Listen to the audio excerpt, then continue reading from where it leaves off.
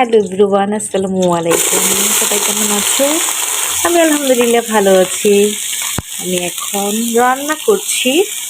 Office থেকে এসে একটু রেস্ট করে তারপর গোসল করলাম।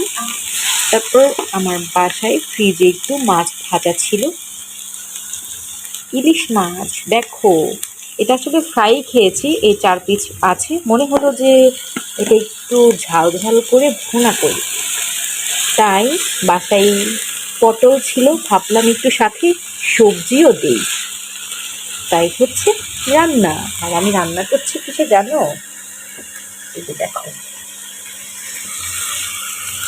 প্রেসার কুকারে। কারণ হচ্ছে, তোমরা যারা ঢাকায় থাকো সবাই তো কম বেশি জানো, তাই না? ঢাকায় গ্যাসের কত প্রবলেম, একদম থাকেই না। আর আমাদের বাসায় তো থাকেই না, সেই ভোর 5:30টায় চলে যায়, আবার আস্তে আস্তে রাত্র 12টার পরে আসে। যেই টাইমটুকু আমাদের বাসায় গ্যাস থাকে তখন তো আসলে কাজ করতে পারি না, তাই আমরা এই কুকারটা কিনেছি। আর আমাদের এই কুকারে কয়টা হাঁড়ি এবং কত প্রাইস নিয়েছে, কি কালার, আরেকটা ভিডিওতে বিস্তারিত জানিয়ে দেবো। এখন শুধু রান্নাটা করি। আমি পটল আর পেঁয়াজ একসাথে দিয়ে ভাজা ভাজা করছি। আসলে রান্নার তো কোনো নির্দিষ্ট রুলস নেই, আমি আমার মতো করছি একটু তাড়াহুড়ো করে। আমি একটু হাংরি আছি তাই করছি, আর ভাবছি তোমাদের সাথে আমার রান্নাটা শেয়ার করি, আমার এলোমেলো রান্না। একটু ভাজা ভাজা করে নিচ্ছি।